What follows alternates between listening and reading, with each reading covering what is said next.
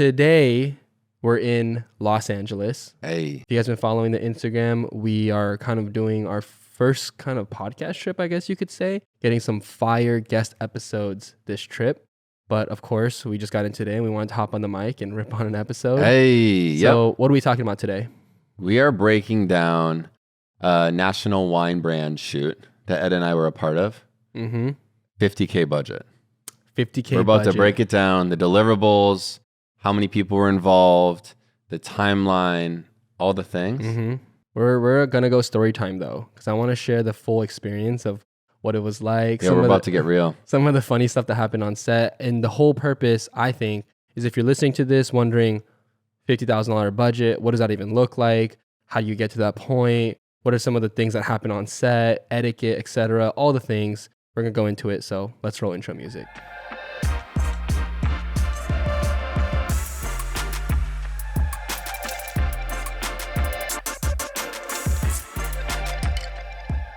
So I think you're an entrepreneur and you are a photographer, videographer, honestly, copywriter, web designer, whatever.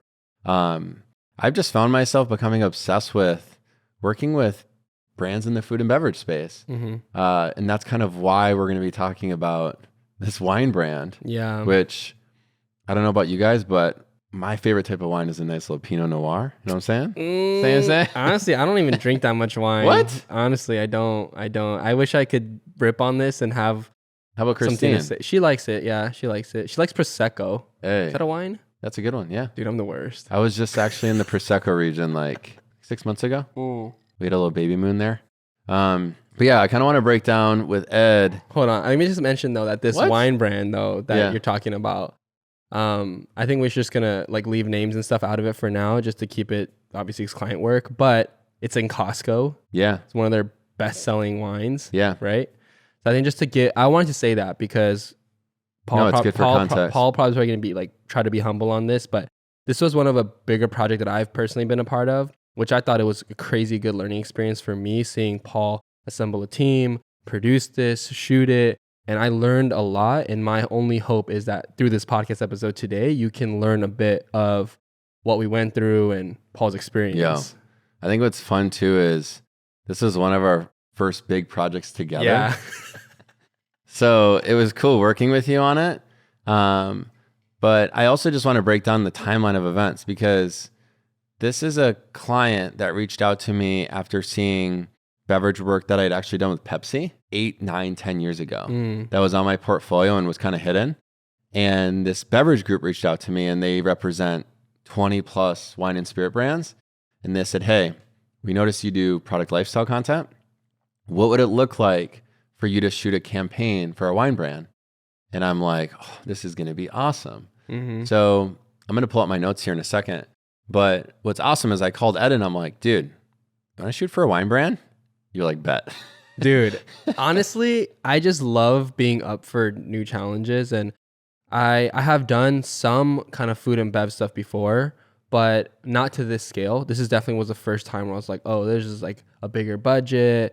Obviously, we've worked together before, but this was our first, I think it was our first kind of real project where we kind of have to put all of our serious work mode on because we're always gooning when we're together. But actually being on a client project, it was still fun, but we still have to bring the deliverables. We can't be like messing around. We actually bring our game face on, things like that. But it's fun to see us being able to work in that more professional capacity because that's hard. You know, you could. Oh yeah. It's easy to meet people you can like chop it up with, but it's also harder to meet people you work well with on set too. I think it's awesome that you call that out because you already know I brought all my friends onto this shit. Like it was a good shoot. The PA was a homie. Like my wife was the stylist. Yes. Even though she is a stylist, like I brought her on because I'm like, keep the money in the family. You know what I'm saying? Yeah. But I want to break down a few tips before we get into the actual budget, deliverables, concepts. When it comes to the budget conversation with this particular client, they reached out to me first and they knew that I experienced with beverage. So I brought it right into a phone call it a discovery call. And I asked them, I'm like, what's your budget? What's your scope? They gave me a budget. They gave me what they were looking to get, like achieve. And I realized that the scope was much bigger than the actual budget that I would need in order to pull this off, because this wasn't a project that I realized at that point, it wasn't a project that just Paul was going to run and gun and do, which I've done in the past. I do it all the time. I'm like, this is going to require 2 locations, a lighting guy or a lighting crew, because you actually ended up helping him quite a bit, a video guy, photo, stylist, hair and makeup, like producer, and then a whole bunch of talent. So I ended up countering, and I want to say the budget started at about 35. And I told them, do you know what? This is what we can do for 35. 1 location, less talent, less deliverables. And they actually came back and said, do you know what? We're able to get more budget. What if we did around 50,000? At that point, I'm like, this is awesome. You said say less. And at that point, this was like, what, 2 years ago? Yeah. I was at a pretty busy season during the pandemic, actually, where I was outsourcing a lot of the producer work to a friend of mine in New York. So I called her. I said, hey, this is the budget. Can you put together the spreadsheets? And I gave her all the people that I wanted to involve into the shoot. You were number 1. My wife was actually, she was number 1. You were number 2. And she started doing all the outreach and getting people involved. So we'll get into the crew in a second, but what do you when it came to coming up with all the logistics and details, because you were copied in on the emails? Yeah. It was a lot of spreadsheets. Yeah, I want to speak on that a little bit, because I think I'm 3, 4, now I'm more like going on 5 years now into trying to be more video focused. I've been on some bigger projects now, and I've noticed the organization is one of the most important things. And I think one thing when you're a freelancer and you're first starting out, especially in content creation, you kind of neglect the pre-production aspect of it, because you don't really need it that much. Like when it's just you grab your camera, you go out, you get talent, you get the job done. Yeah. But as you get bigger budgets, as you get more crew, you can't really do that. And once you start to see the organization that goes on before the shoot date even comes, it kind of opened my eyes a little bit, because that's what makes sure it goes smooth. Absolutely. And there's not really a place where you learn that, to be honest. Like on YouTube, there's a bunch of filmmaking tips and tricks on how to shoot. There's not that many videos on how to properly pre-pro. And I'm not talking about putting a storyboard together. I'm talking about call sheets, timelines, extensive Excel sheets that go into the nitty gritty that honestly is probably not sexy for a lot of freelancers. It's a producer's role. But those are the things that help you get bigger budgets, because preparation is everything. That's good. When it comes to the bigger budget stuff. So on that note of this wine shoot, I noticed that the producer and yourself sent over these Excel sheets, and I was like, dang, I was low-key overwhelmed. I saw this and I was like, what am I signing up for? I thought I was just going to show my camera and just bang this out. But no, like there was... You were attending the meetings. But in all seriousness, there was meetings.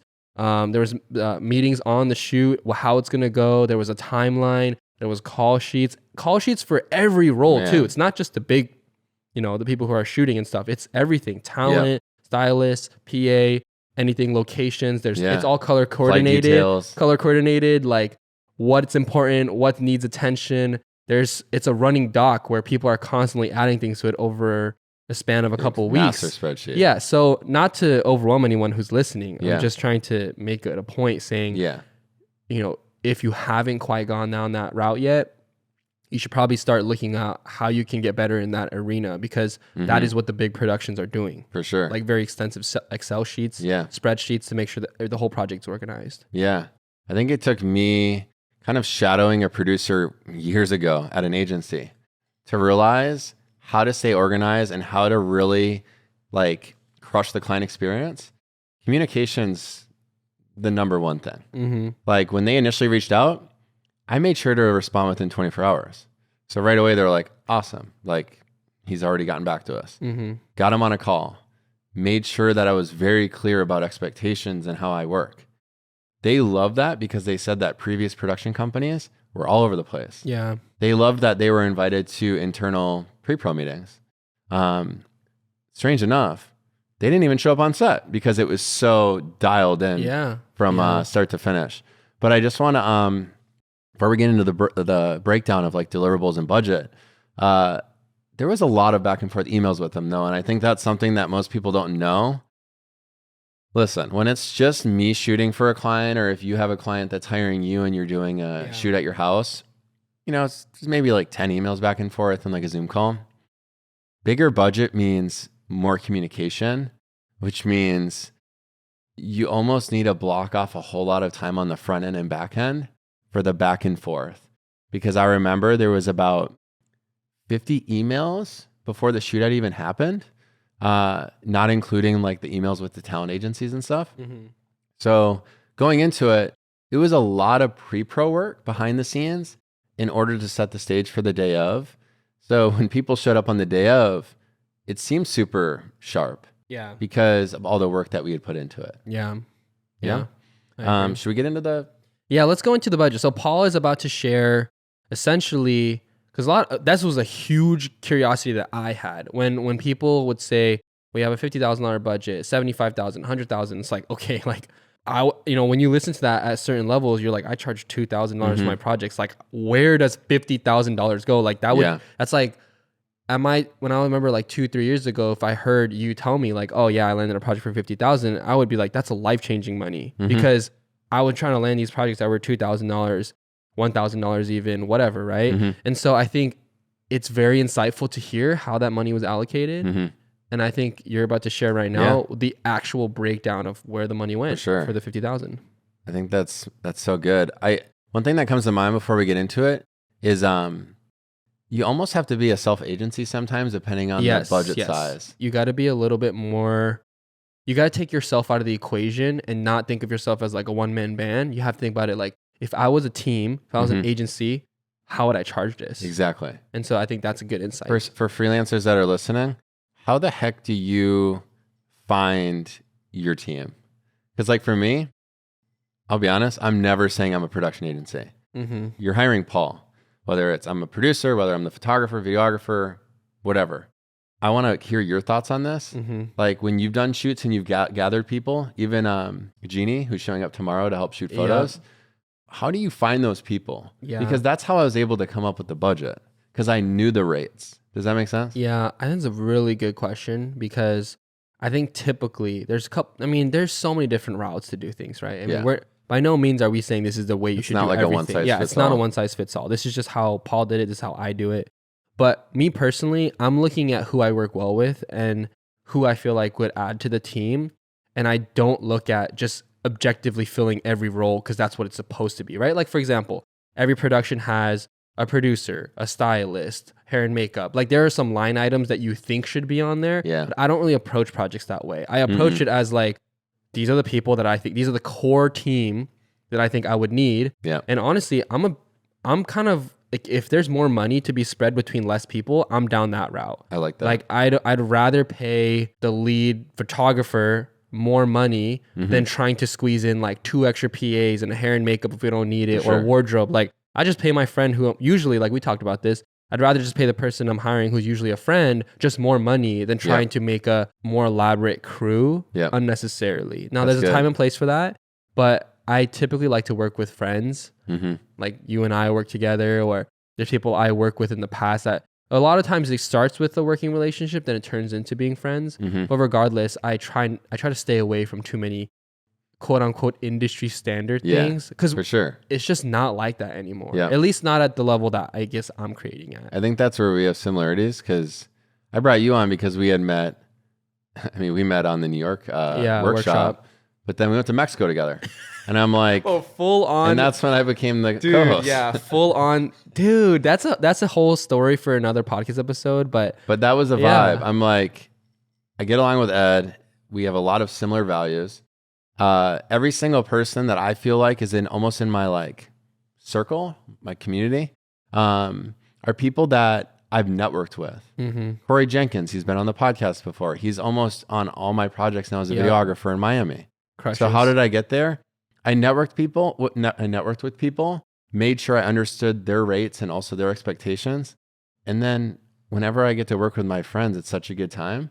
So I'm able to connect with those people on brand shoots, and it's awesome. All right, let's get into the proposal here. This is the exact proposal. We're going into nitty gritty. So client wanted the content to be used for kind of the holidays. Yeah, so the deliverables. Yep. Oh, first let's tee off the concepts. We came up with these concepts with the client. First one was going to be for kind of a younger demographic. So we were going to do friends hanging out in kind of an apartment, piercing, girls' night out type of thing. Concept number 2 is kind of a mix of the young mom, middle-aged mom demographic, which was kind of fun. Yep. More of in like a rural setting. Mm-hmm. And then the holiday concept. Yep. Which, Christmas, Thanksgiving, friends gathering, all that. Deliverables. So from a video perspective, this is where Ed comes in. When I connected with Ed and said, hey, what's your budget for this? I'm going to tell you the deliverables. This client's awesome. They really trust us with everything. They didn't really give me a mood board. Mm-hmm. They just told me about their product and their brand. So a total of 8 digital 15-second videos formatted for Instagram story, and YouTube. Yeah. So that's 8 videos. That's all formatted just differently, but 8, I guess, end result videos. And that was it. That was it? That was it for video. Yeah. And what's awesome about that is we gave them more. Yeah.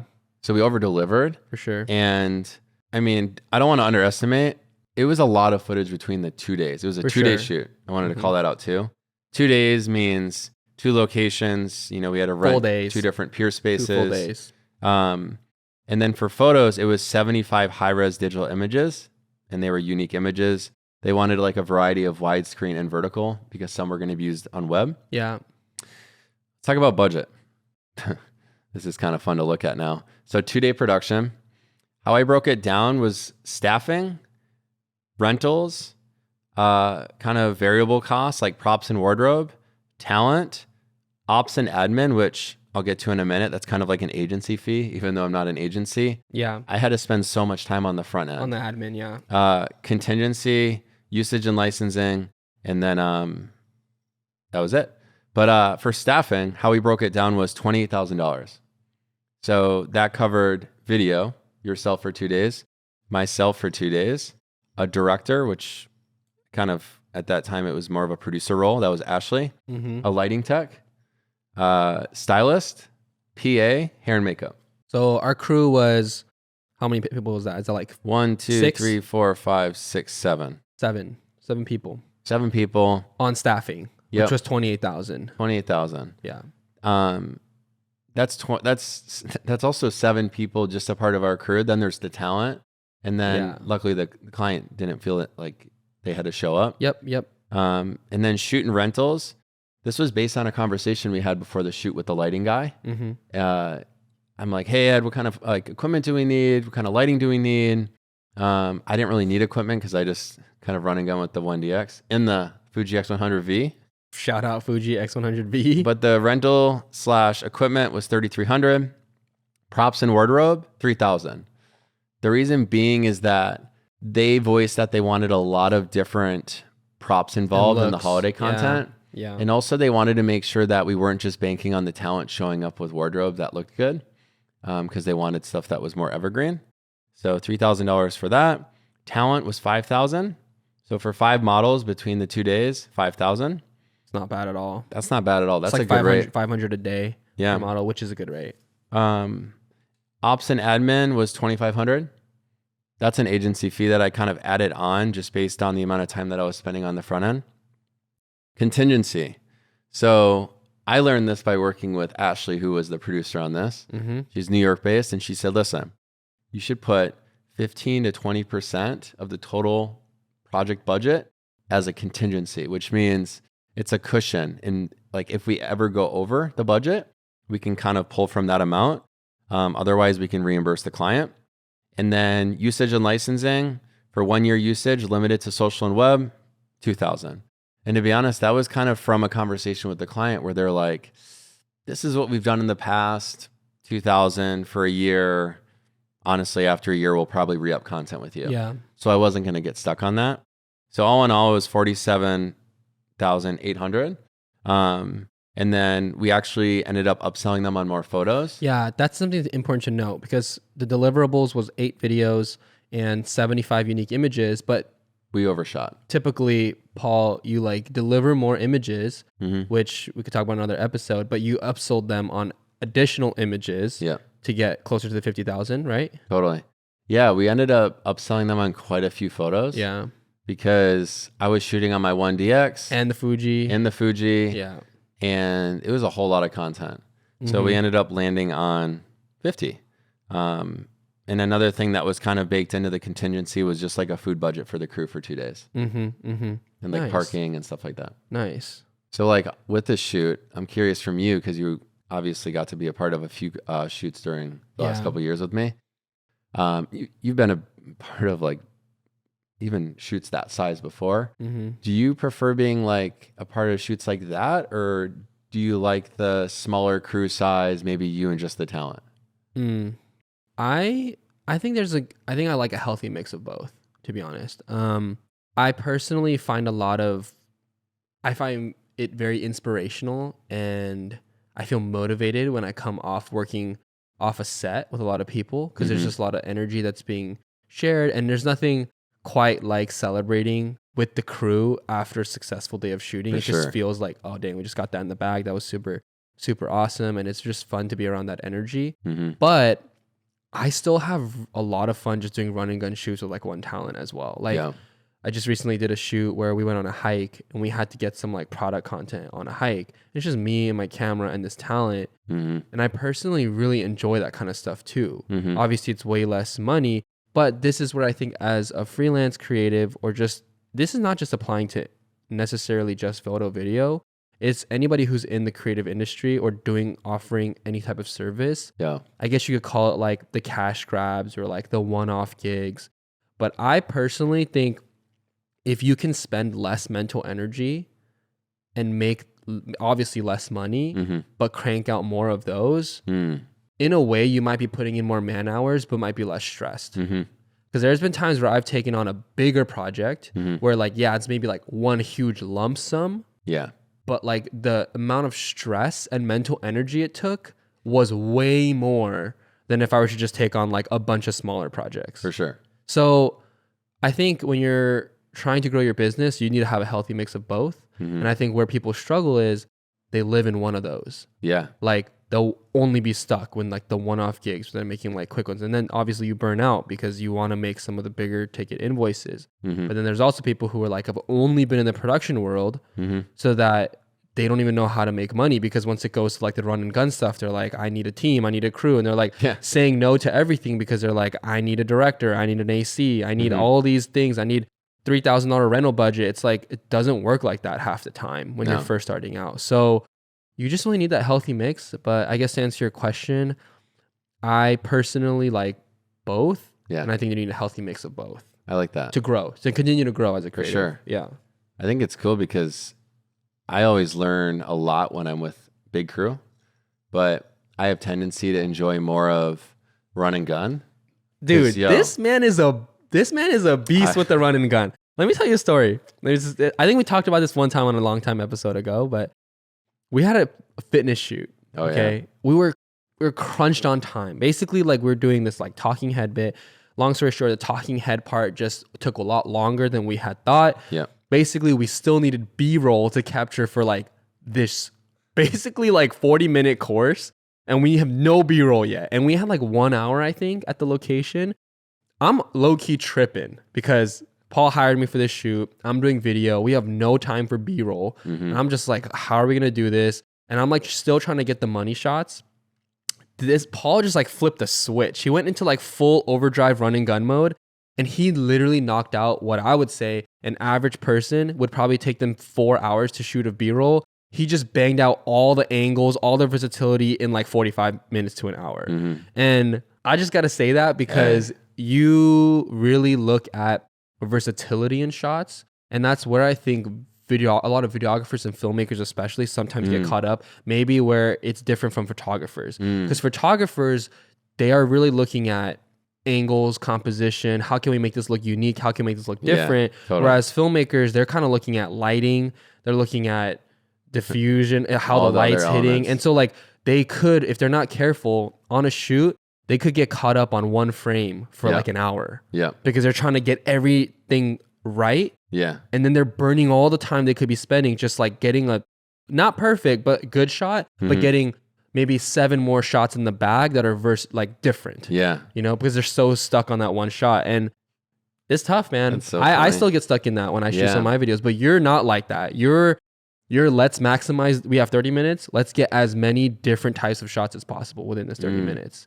I think it took me breaking up with though, being the portrait photographer that was so focused on sharpened eyes, getting the eyes in focus in order to like take a step into product lifestyle. Yeah. Where I'm like, it's okay if it's a little blurry. As long as it does the job better. So I think like that helped me kind of like break out of that. But yeah, variety is everything because I've always kind of been a photographer to create content for brands used on social first and then web. But no, all in all, that wine shoot was super fun. I think what I learned after that shoot, actually, I don't want to like take away from the fact that it was an awesome shoot, and we can definitely drop some photos on like the YouTube video. But I would have loved to take that budget with the crew and done something a little bit more adventurous. Like, I think what we did was good because first, it was my first time working with this client. I think if we did it again, I'd be like, yo, let's take this to the next level. We can do so much with this budget and even hire on people to help with more elements. See, I have a question for you on that front though. Like, I feel like when it gets a $50,000 bid, especially early on, a lot of them will be like, the first question they ask is, how can I take as much of this home as possible? Like, how can I take home 45,000 and run and gun this and like put major paycheck in my bank account right now? Yeah. But you think on the opposite. It's like, how much can I hire? How can I outsource? That's crucial though. Yeah. And like, how much was your take home for the $50,000 budget? Like after like the agency and everything, like how much did you take home from that? Probably like 12 to 15. See, and that's important to note because how did you get to that point where you valued having a better quality product with better people on set than trying to be scrappy and then take home $40,000 from a $50,000 budget I think it's project? two things. First thing, it took a while for me to get those type of budgets. Yeah. So like my demand was at a point where guess what? If I wanted to produce that thing by myself, no freaking way. I was too busy. So I was willing to give up more in order to make it a better project and also to even like be able to shoot it. The second thing is this beverage group had told me that if this shoot went well, they would open up the doors to any of their other 20 wine and spirit brands. Guess what? That's insane. What's a $50,000 budget times 20? It's $1 million. So I was immediately like, I don't care what I get paid on this thing, even though I got paid a decent chunk. I left out too that my wife was on. So she was a part of it. Yeah. So we got that house. Kept the money in the house. It's strategic. But we love that. But I don't know. I just think overall, you got to think big picture. If I would have done that with just you, Ed, it wouldn't have been the same.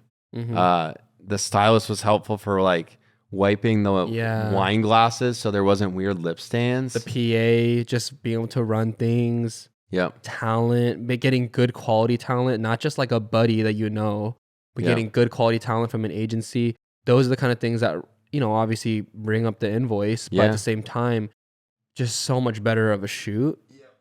And can we talk about this real quick? For those of you guys who are listening to the audio version, he's holding up the X100V camera. Ed showed up to the shoot with the Fuji X100V. Yeah.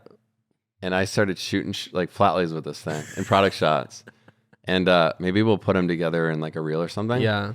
But it was at that moment, I put my 1DX down and I'm like, dude, this is all I need. Bro, we're literally on a $50,000 budget shoot, day 2 or day 1.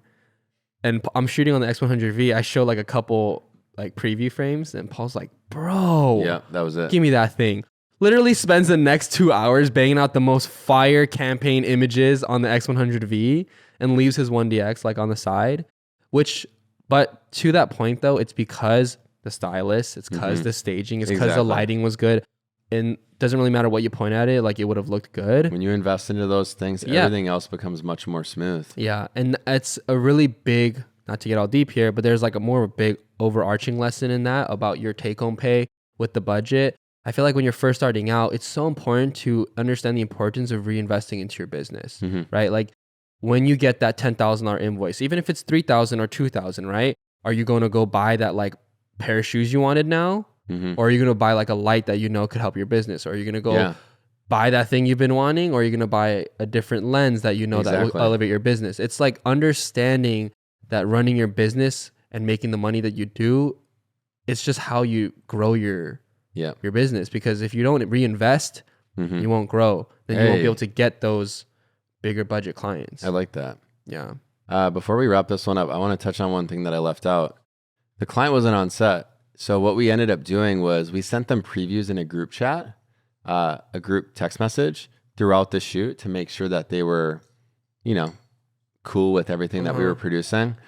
And I bring that up because it is a really good way to earn trust by over communicating on the front end, being organized with spreadsheets, pre-production guide templates, which I know me and you love using, but also just like bringing them in on it, even if they don't want to be there, which some of you guys might say like, well, my clients are super hands-on. One tip to you is try to figure out how to earn their trust and do the things that they don't like to do. My clients had expressed to me that there was certain things that they really disliked about the wine shoots they had done in the past. So I made sure that when I worked with the producer that I hired, that we took care of those things. Yeah. And it's also important because a lot of, I'm guilty of this. When I first started out, I thought the client wanted me to like own it. So I would basically lock in a shoot date, not follow up at all until I'm like, oh, I just did the shoot. It went well. Here are the deliverables. So it's like a 3 touch point email conversation. But the thing is, if it works out and the content is fire and they like it, that's great. If the content isn't fire and they don't like it and there's a ton of revisions, the hammer's gonna drop on you because you didn't communicate. Yeah. So I'm with you on that. Like over communicating is so crucial because even if they don't want it, I've had clients where like I'm trying to keep them in the loop, but they just could care less. They're just like, can you just get it done? But I feel better about over communicating because that way, in the end, they can't say that I didn't over communicate and that like I tried my best to keep them in the loop. It just kind of covers yourself, you know? That's good. How about this? If you're listening and you know a wine or spirit brand, come sponsor MIDCONVO. You already know what it is.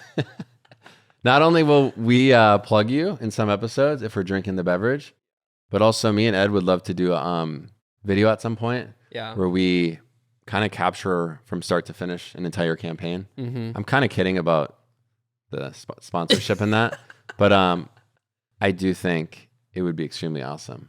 Yeah. But tequila. Tequila. Yes, because we're sipping. Never mind. Oh man. Okay. Anyway, bro, this was good. We're in Los Angeles, so if you enjoyed kind of the storytelling of a case study, let us know because I feel like we've done a couple of these together. Yeah. We might we've done multiple shoots together. Might turn it into like a series. It'd be fun to turn it into a series. And we're always down to answer any questions that you guys have that we didn't answer on the pod. All right, guys. Thanks for listening. You know what it is. Catch you in the next one. Yes, sir. Peace.